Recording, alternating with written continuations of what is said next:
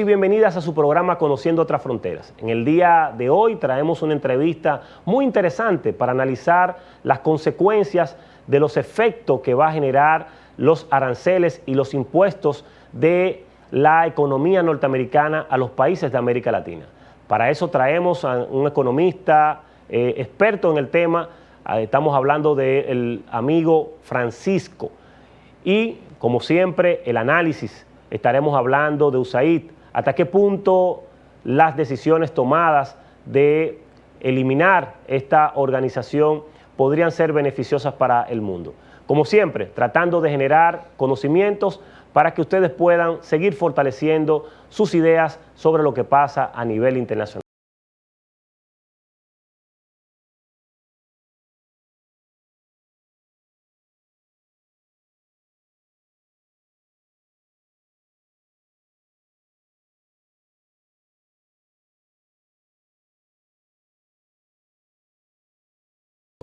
Puede disfrutar de La Expresión de la Tarde con los destacados periodistas y comunicadores Adolfo Salomón, que ayer el presidente Luis Abinader, Carmen Curiel, quizás la inteligencia, Roberto Gil y Ángel Acosta. Posición del presidente. De lunes a viernes de 3 a 5 de la tarde, La Expresión de la Tarde, por Voz, Canal 85, y en nuestras redes sociales, @tvn24.do, @VozMediaNet, en TikTok, @tvn24do, en nuestra página web, Voz Media Network, en YouTube, Voz Media Network, TVN24DO.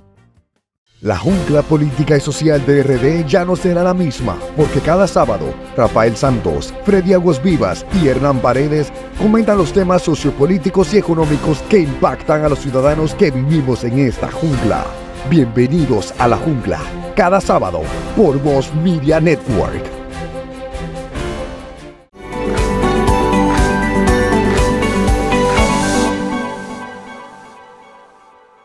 Amigos televidentes, su programa Conociendo Otras Fronteras. El tema de hoy es conversar un poco sobre la medida tomada por Donald Trump con eliminar lo que es la agencia histórica de cooperación de este país. Estamos hablando de USAID.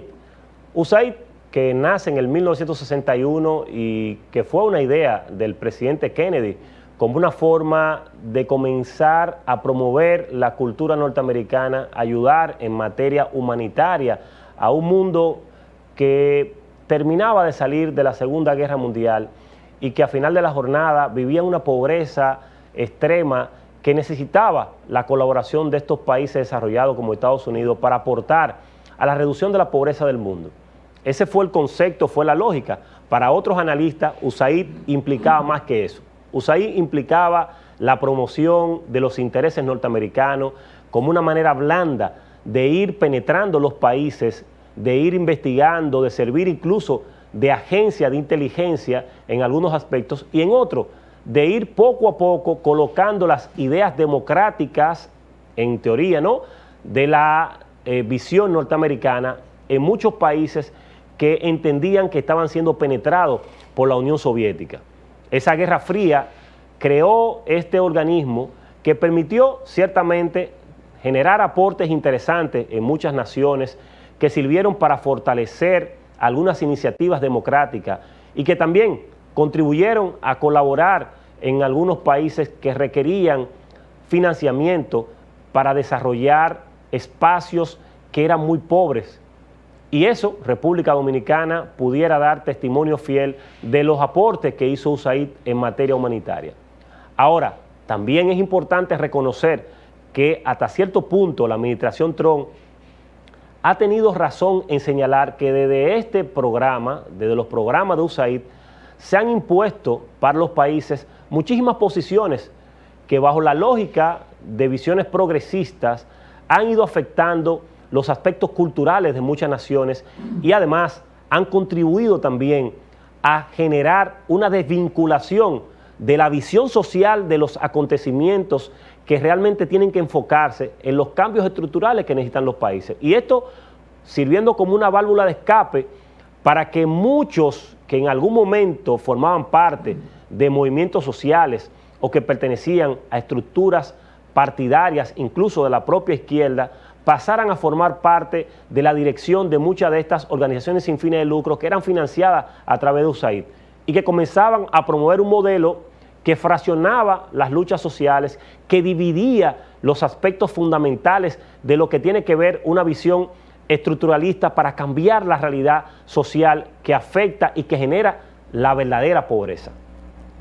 Ciertamente que USAID comenzó poco a poco a ir cambiando esa visión y a ir acomodando a muchos dirigentes importantes de los grupos sociales que se fueron colocando a través de estas ONG y que desde ahí comenzaron a fraccionar, como ya señalaba, los principales elementos que están vinculados a las luchas sociales. Comenzamos a hablar de temas de género, de temas de niñez, de temas que tienen que ver con enfermedades como el VIH, de situaciones de discapacidad, y comenzaron a generar esta lógica que lo que buscaba que todo el mundo se dispersara y comenzara a ver que su mundo giraba alrededor de un tema específico y no entendían que los aspectos que generan estas diferencias, que generan esta exclusión social, están enfocados en una sola dirección, y es en cómo se genera la distribución de la riqueza, en cómo los países manejan los recursos que tienen bajo su dirección para administrarlo de forma correcta y canalizarlo en lo que las personas necesitan. Y cada uno de estos aspectos comenzaron a cambiar la manera de organizarse en los países, y ciertamente que esos más de 50 años de historia de USAID transformaron la forma de pensar y de hacer políticas sociales. De hecho, muchos de los que critican señalaban que también USAID se prestó a financiar proyectos que buscaban dar golpe de Estado en muchos países y que además comenzaban a financiar movimientos que lo que buscaban a final de la jornada, crear situaciones que cambiaran la correlación de fuerza en muchos de los países que no eran cercanos o simpatizantes de la visión política norteamericana en un momento determinado. Esto siguió evolucionando en la medida que concluye la Guerra Fría, que se desintegra la Unión Soviética, que los países llamados socialistas comienzan a desaparecer y que la visión capitalista se impone a nivel mundial.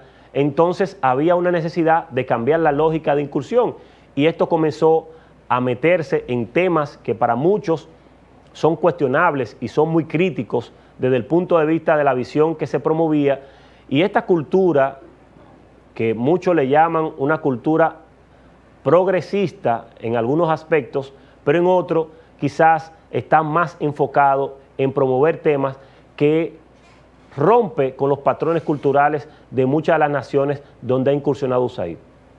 Y esto quiero dejarlo claro, que no estoy en contra del respeto a la diversidad, del respeto a lo que tiene que ver con los derechos fundamentales de la mayoría de la población. De hecho, soy un abanderado de este tema, pero sí hay que señalar que la lógica de esa visión cultural, que es totalmente fuera de lo que está acostumbrado muchas de las naciones, hizo daño en la visión del fortalecimiento de la identidad nacional de la gran mayoría de los países de América Latina, por no decir del mundo.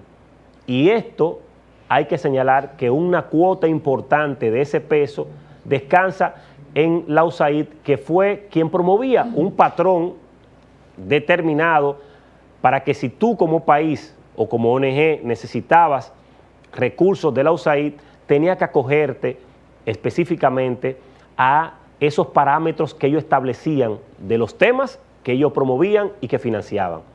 Y el mejor ejemplo es que para el año 2023 el 42% de los proyectos que financió, que promovía Naciones Unidas eran financiados por USAID.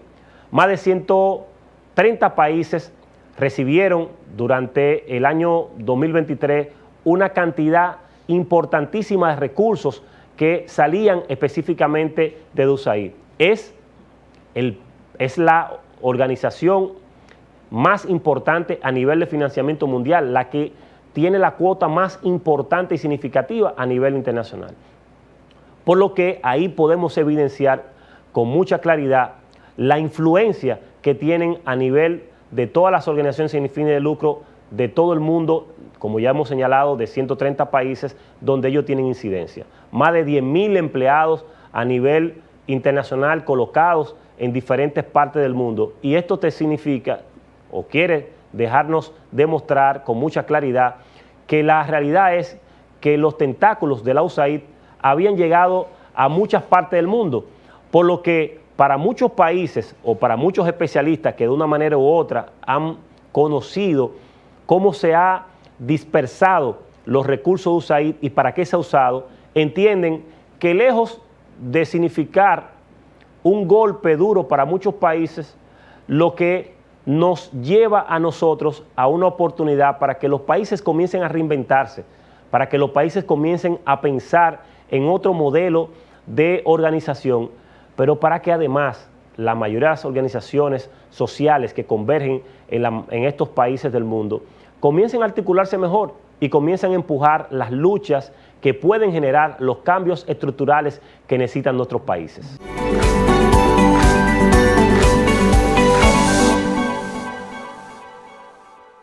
Inicia tu día actualizado con el programa matutino más completo de la televisión dominicana, Voz Matutina.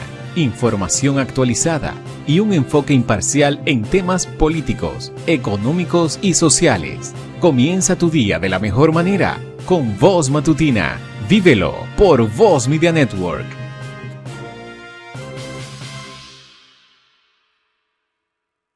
Todos los sábados usted tiene una cita con nosotros para que se enteren de todo lo que acontece en el maravilloso mundo del deporte en su programa Grandes Ligas TV.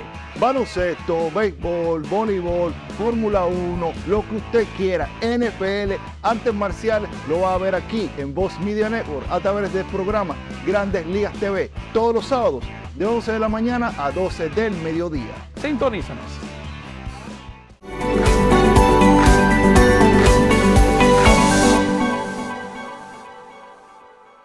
Señores, bienvenidos a su programa Conociendo Otras Fronteras. En este momento, en la entrevista central, un gran amigo, una persona con muchos conocimientos sobre el ámbito internacional y sobre todo en materia económica. Como tal, es profesor universitario del área económica, economista, con formación incluso en Francia. Estamos hablando de nuestro querido amigo Francisco. Bienvenido a tu programa Conociendo Otras Fronteras. Muchas gracias, Morillo, por la invitación a tu programa, ¿verdad? Temas que están convulsionando al mundo, sobre todo las decisiones últimas, ¿verdad?, del gobernante de los Estados Unidos y que ciertamente las cosas, ¿verdad?, a nivel del sistema multilateral, a nivel del comercio, a nivel incluso de las políticas internas, el trumpismo está generando ya de por sí efectos.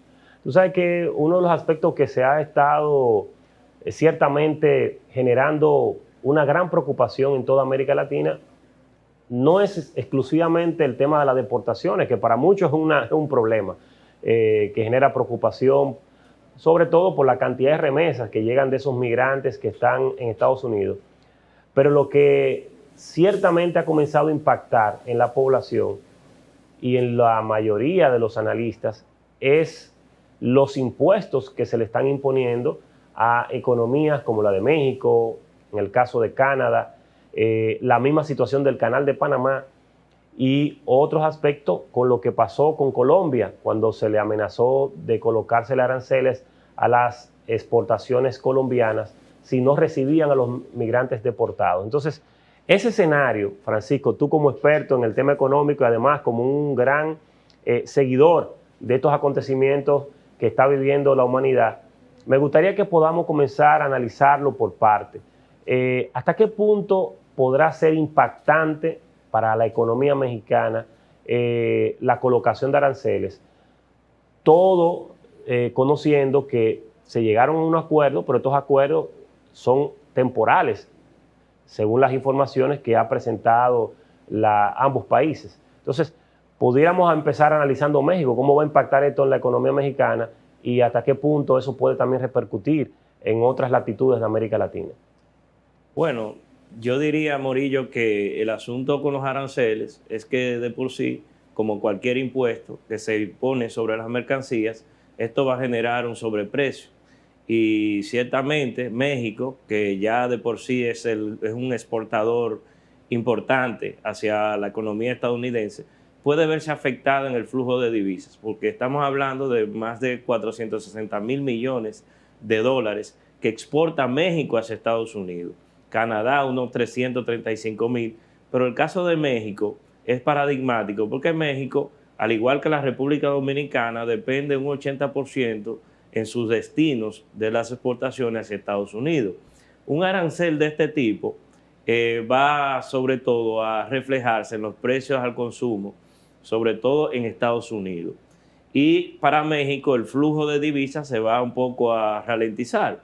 Por el lado de las exportaciones, pues de las deportaciones masivas, que impacta sobre todo a las remesas, México es el principal, promotor de las exportaciones desde Estados Unidos. Ya se está hablando de un impuesto a las remesas que sería devastador para México, devastador para América Latina, pero en el caso de los aranceles, en ninguna medida que tiene que ver con la guerra arancelaria, con la guerra comercial, ningún país será beneficiado, ni México ni Estados Unidos.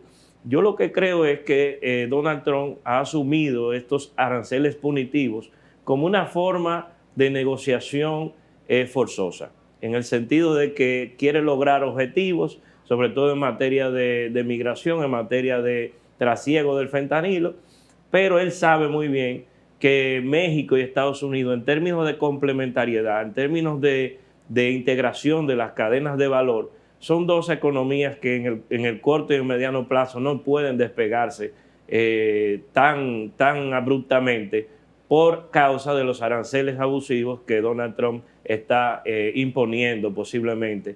Porque le digo una cosa, esto puede ser que en un mes estemos en lo mismo. Ya Trump habló incluso el pasado, antes de ir al Super Bowl, habló de unos aranceles,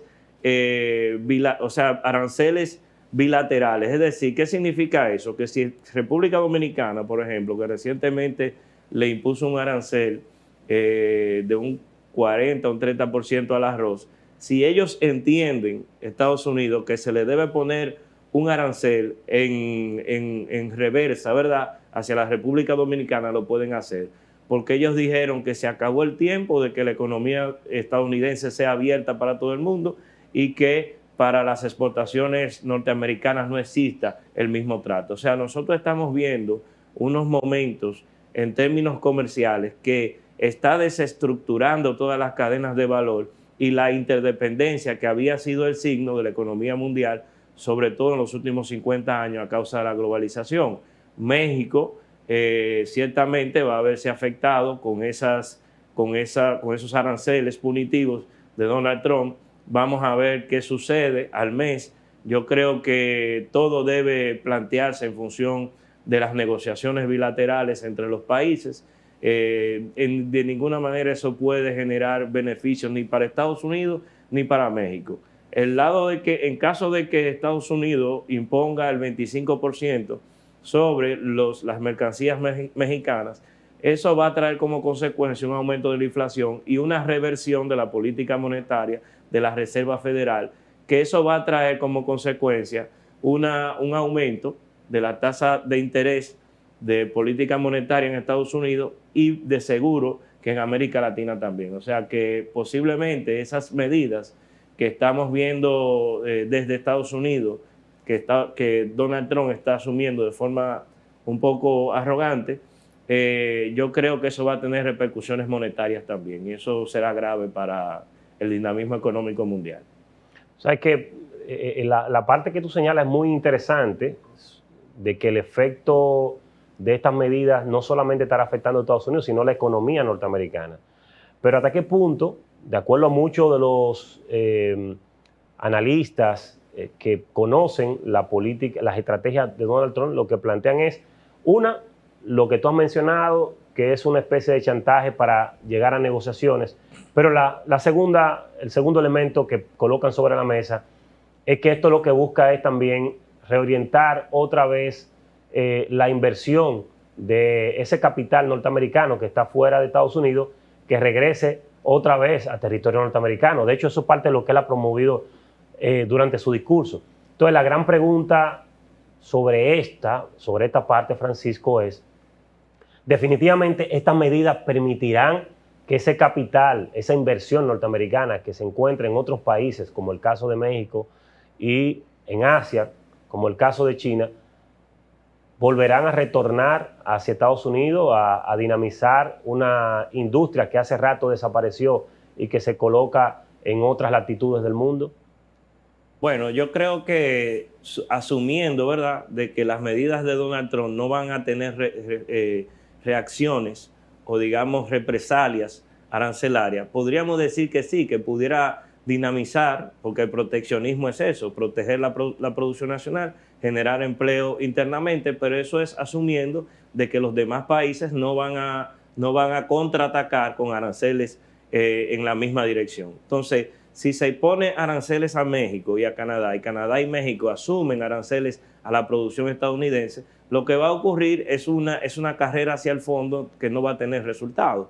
Y entonces se va a reducir el flujo comercial, se va a reducir, y muchas empresas norteamericanas son transnacionales que se dedican al comercio internacional y ese es su fuerte. Entonces imagínense si esto ocurre, reduciendo el comercio, reduciendo el flujo digamos, comercial de Estados Unidos hacia el mundo, no hay forma de que la política trumpista se pueda sostener, dado de que ciertamente usted puede crear protección para la siderurgia y para la industria automotriz, y eso puede regresar a Estados Unidos algunas inversiones, pero cuando le pongan un impuesto a esos vehículos que se producen en Estados Unidos para que se exporten a México, a Canadá y a otras latitudes, porque realmente la política proteccionista en un contexto global como estamos viviendo y de interdependencia económica no funciona. Funcionaba en el siglo XVII, en el siglo XVIII, cuando el capitalismo estaba en ciernes y la orientación tanto de Estados Unidos, de Europa y de los países avanzados era proteger la industria naciente para que pueda prosperar. Pero esa situación no se está dando en los actuales momentos. Vivimos una economía que está muy interconectada y ciertamente, por ejemplo, le pongo el hecho del iPhone, que es un producto estadounidense. Si el iPhone tiene 18 componentes que se producen fuera de Estados Unidos y en Estados Unidos solo se produce el software, o sea, el dispositivo intangible, que es lo que realmente tiene más valor, pero no deja de crear preocupación que 17 partes de un producto estadounidense se produzcan fuera. ¿Cómo Donald Trump va a revertir eso, sabiendo de que la mano de obra, de que los costos de algunos países son mucho más bajos que en Estados Unidos? Realmente lo que va es a afectar a la industria estadounidense. Aunque pueda haber una pequeña mejoría en el corto plazo, a largo plazo, la reducción del comercio, digamos la fragmentación de las cadenas de valor va a generar un aumento de precios y realmente eso va a afectar al mundo entero, no solamente a Estados Unidos ni a México. En esa guerra de aranceles, porque aparentemente la administración Trump está muy decidida, Francisco, a mantener esa línea dura de imposición de aranceles para generar que la mayoría de los países se coloquen a los pies de sus decisiones y estrategias. Ante esta realidad que ya ha demostrado que es eminente, que va a seguir así, independientemente de las consecuencias que tú señalas que pudieran presentarse a la economía norteamericana, ¿están los países latinoamericanos en capacidad de resistir una embestida de aranceles, a pesar de que ellos también puedan colocar aranceles a los productos norteamericanos? En ese tipo de competencia, ¿tendría América Latina capacidad para resistir y soportar esa embestida? Es la gran pregunta, porque sí, en algo que ya no podemos suponer, sabemos que ya es así. O sea, Estados Unidos, bajo la lógica de Trump, va a continuar con estas medidas. Y de hecho, que más adelante estaremos hablando de eso, el recorrido de Rubio por América Latina es una muestra de que ellos están enfocados en continuar con esto. Entonces, bajo esta lógica, Francisco, en el ámbito económico, ¿Hay posibilidad de que América Latina pueda resistir esta embestida en una guerra de aranceles que se pueda colocar con Estados Unidos? Bueno, la situación de América Latina es sumamente vulnerable, sobre todo para los países de Centroamérica y Norteamérica, sobre todo México, los países centroamericanos, y no deja de ser tampoco baladí, ¿verdad?, el efecto que va a causar en toda América Latina, en el Cono Sur, a pesar de que China en el Cono Sur es el principal socio comercial. Podemos decir que puede haber una desviación del comercio, pero eso es una cosa que no sucede tan rápidamente. Pero en el caso de los países centroamericanos, como el caso dominicano, el caso de Costa Rica, de El Salvador, etcétera, México, hay una vinculación con la economía norteamericana muy fuerte y que de hecho, si se ponen esos aranceles, eso va a generar ciertamente unos efectos económicos devastadores, porque imagínense que eso afecte el flujo de las cuatro principales fuentes de divisa del país: las remesas por las deportaciones, las exportaciones por el lado de los aranceles, hipotéticamente que le pongan arancel a las exportaciones dominicanas.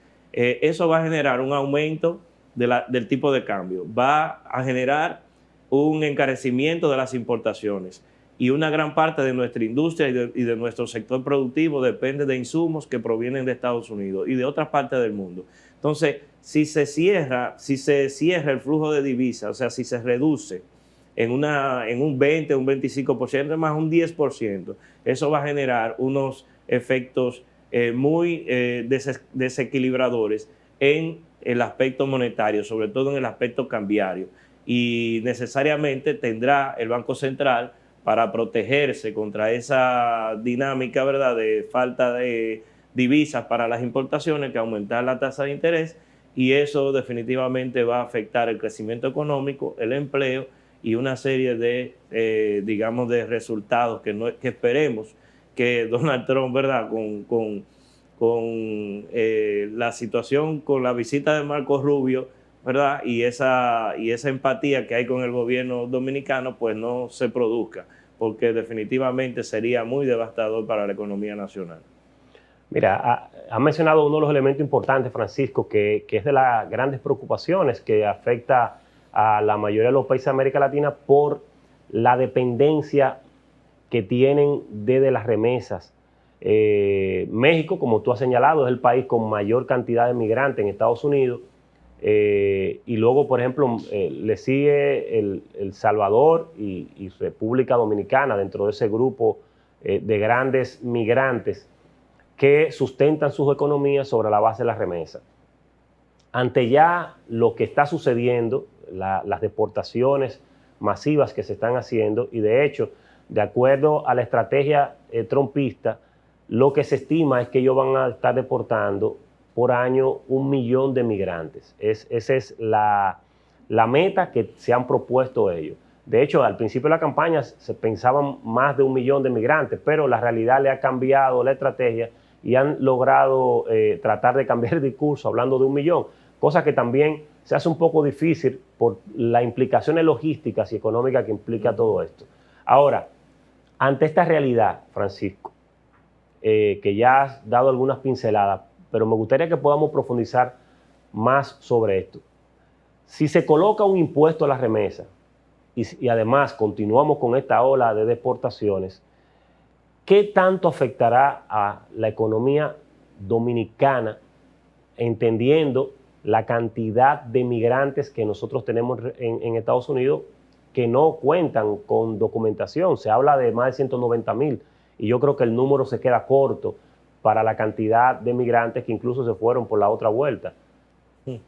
Bueno, la situación es complicada. De verdad que no sé hasta qué punto el gobierno de Trump pueda cumplir con ese objetivo, que estamos hablando de 1 millón de inmigrantes indocumentados. Hay estimaciones que hablan de 11 millones de indocumentados de Estados Unidos, es decir, que los 4 años de Trump no van a dar para cumplir la promesa de tener a Estados Unidos libre de inmigración ilegal.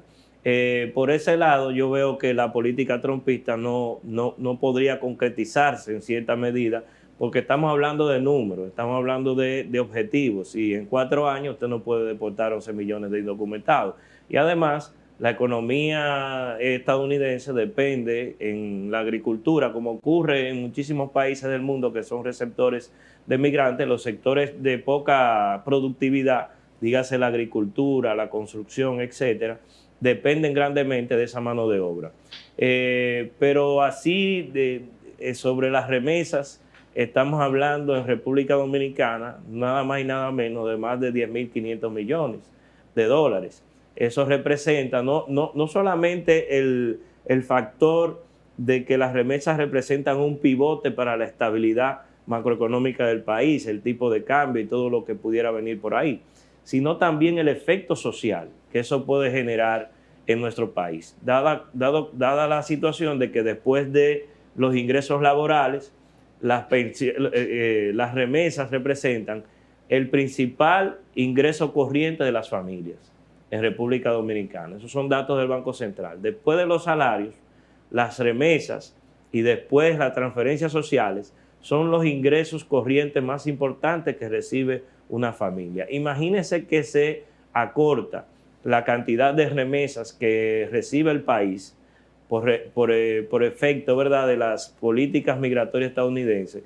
Inmediatamente esas remesas pueden verse afectadas en un 5 o un 10%. Entonces, ese 5 o 10% tendría un efecto muy importante, sobre todo en los ingresos que reciben esas familias, es decir, no van a poder tener igual nivel o poder de compra en un país y que vivió, ¿verdad?, un proceso inflacionario que todavía siente, ¿verdad?, los efectos del aumento de los precios que ocurrió en el mundo entero, pero República Dominicana también lo vivió. Entonces eso puede generar situaciones de conflictividad social, etcétera. No queremos ser catastróficos, pero esperemos que las situaciones se den, pero en definitiva, si eso ocurre tal como se proyecta, tal como lo presenta la política del gobierno norteamericano, pues ciertamente los efectos pudieran ser lo que estamos realmente mencionando. Tú sabes que, Francisco, la realidad es bastante compleja porque América Latina no se preparó para lo que está pasando. Y yo creo que ni el mundo. Y ahí me gustaría que pasáramos entonces, salgamos del territorio de la región de América Latina y nos coloquemos en la esfera global, del otro lado del mundo, en China. Ya las líneas que ha trazado Trump es un enfoque contra China. En la guerra comercial, su enemigo ya está identificado. Ya Trump identificó su enemigo, no es Rusia, que fue para la administración de Biden, no es ni siquiera Corea del Norte, porque de hecho ya ha hablado de un acercamiento con Corea del Norte. Ha definido que China es realmente el enemigo de Estados Unidos en este proceso y específicamente en el ámbito comercial. ¿Qué esperamos en esta guerra con China y Estados Unidos a nivel económico?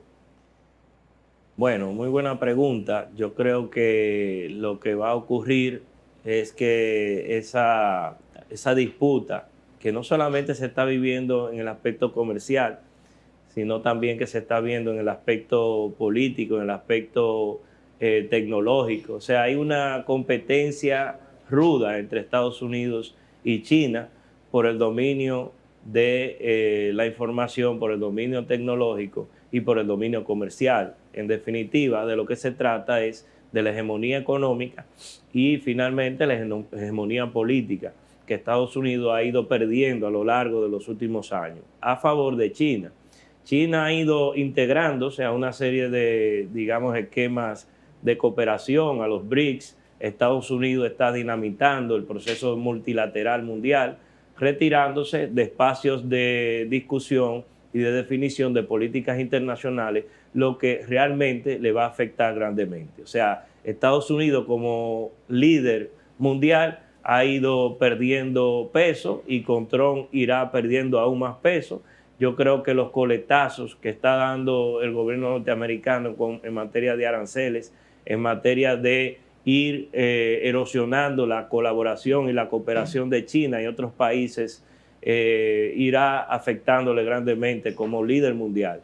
Entonces eso va a ser aprovechado por China, realmente, porque China no es un socio comercial impositivo que impone, ¿verdad?, una serie de intereses. Ellos, claro, tienen sus intereses comerciales, sus intereses políticos, pero se basa en la política de golpe blando. O sea, ellos tratan de hegemonizar por el lado del comercio, pero sin afectar las relaciones y las cooperaciones internacionales. Ya el mismo presidente Lula recientemente dio declaraciones muy fuertes de que a Donald Trump lo eligieron para gobernar Estados Unidos, no para gobernar el mundo. Yo estoy totalmente de acuerdo con eso, pero será difícil porque estamos ante la presencia de una persona que realmente no se puede predecir lo que va a hacer, y lo que ocurre con Gaza y la política que él está asumiendo con respecto a los palestinos y a Palestina realmente revela que es un tema que Donald Trump no está manejando de forma correcta. Y bueno, yo creo que la comunidad internacional, América Latina también como parte de esa comunidad internacional, tendrá que poner foco a esta política, porque realmente lo que va a ocurrir en el mundo de concretizarse lo que Donald Trump está planteando es realmente devastador y va a ser desolador para el mundo. Y estamos hablando de instituciones que realmente se construyeron precisamente para generar empatía mundial, para luchar sobre temas comunes mundiales como el calentamiento global, el narcotráfico, la inteligencia artificial. Todos estos temas necesitan de cooperación y necesitan de relaciones multilaterales, y eso es lo que no está haciendo el gobierno norteamericano dirigido por Donald Trump. Él está asumiendo una política nacionalista de beneficio solo a los intereses norteamericanos, y el mundo entonces debe plegarse a los intereses de ese país. Yo creo que no es sostenible a largo plazo esa política, y creo que América Latina también necesita tener una política común con respecto a lo que está sucediendo. El gobierno norteamericano tiene ciertos amigos, ¿verdad?, en la región, y ha privilegiado las relaciones con países que no son confrontativos a su política, pero definitivamente que América Latina como territorio, y el caso chino, hay que ver cómo nosotros en esa dinámica geopolítica tratamos de no quemarnos demasiado con respecto a la política de Donald Trump hacia la región, y sobre todo lo que va a ocurrir en el mundo de seguir la confrontación entre China y Estados Unidos. Las secuelas realmente no las podemos predecir en su dimensión, pero serán bastante fuertes. Francisco, gracias una vez más por acompañarnos en nuestro programa Conociendo Otras Fronteras. La verdad que colocas sobre la mesa ideas precisas de lo que viene en estos momentos. Si bien es cierto que no se podrán predecir muchas de las consecuencias, pero ya hablas de lo que puede suceder en Estados Unidos, de cómo incluso quizás la visión que tiene Donald Trump de tratar de cambiar la correlación de fuerza que ha ido tomando China a nivel mundial pudiera ser un efecto totalmente contrario. La invitación queda abierta, Francisco, para que sigamos discutiendo y conversando sobre estos temas tan importantes en el ámbito mundial, y que podamos seguir viendo y analizando la realidad del mundo desde esta lógica, de esta visión trumpista de cómo concluirá y cómo terminará realmente afectando no solamente la economía de América Latina, sino la misma dinámica del comercio a nivel mundial.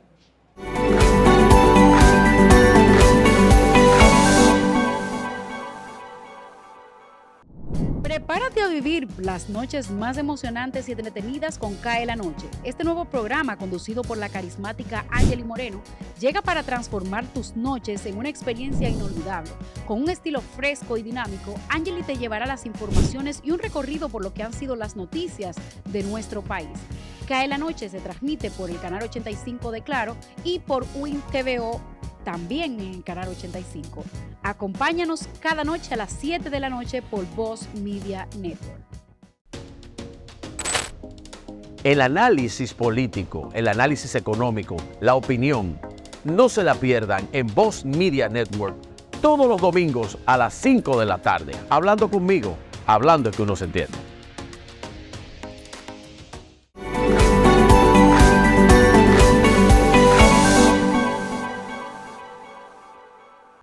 Estimados amigos, bienvenidos a esta nueva entrega de su segmento Un Cruce Legal.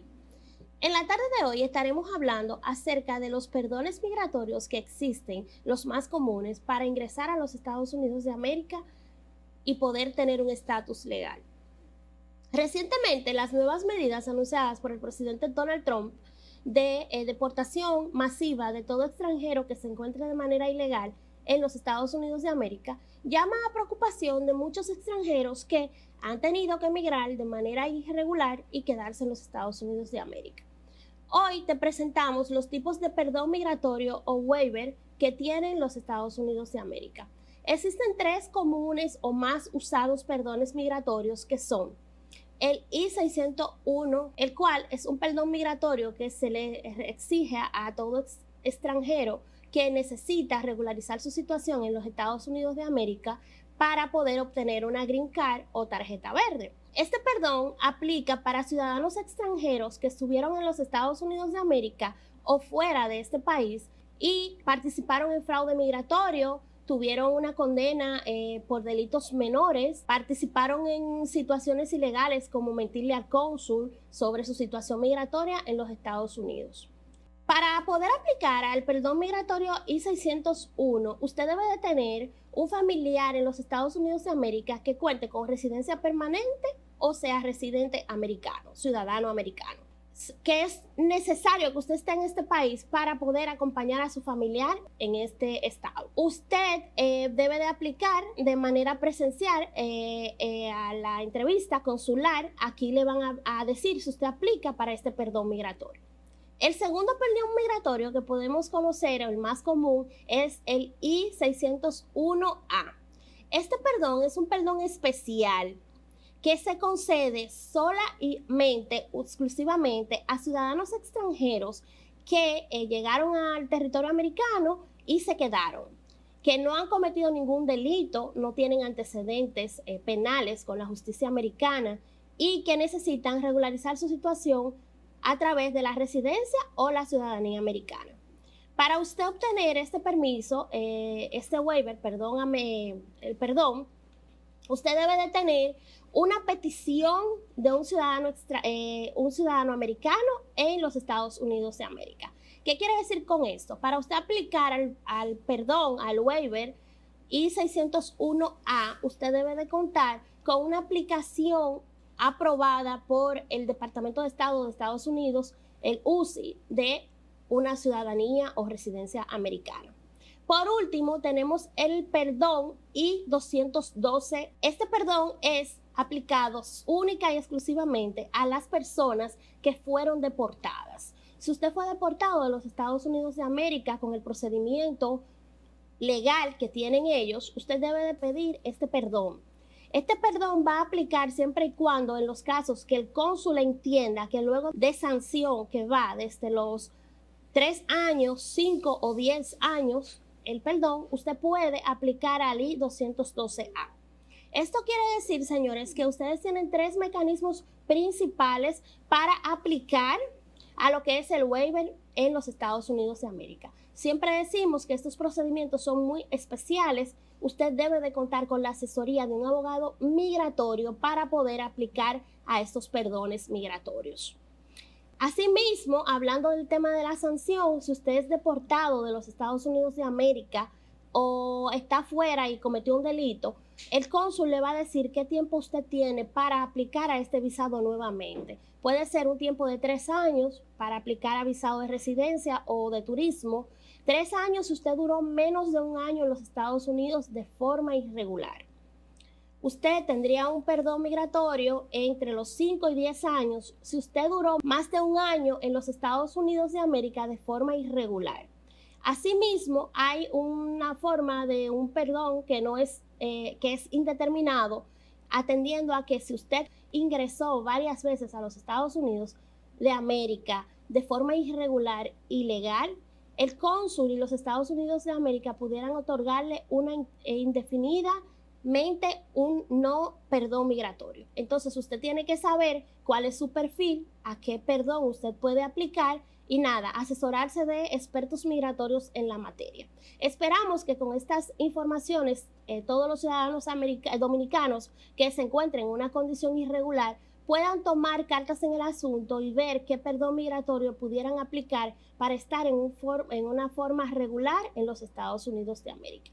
Es todo por hoy. Esperamos que estas informaciones sean de su interés y que puedan, bueno, pues seguirnos en otro segmento de este programa, Un Cruce Legal.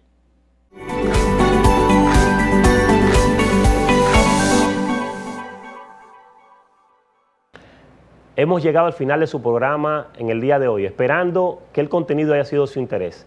La invitación es a que sigan en sintonía con su canal Voz Media y que nos sigan en nuestras redes sociales de Conociendo Otras Fronteras.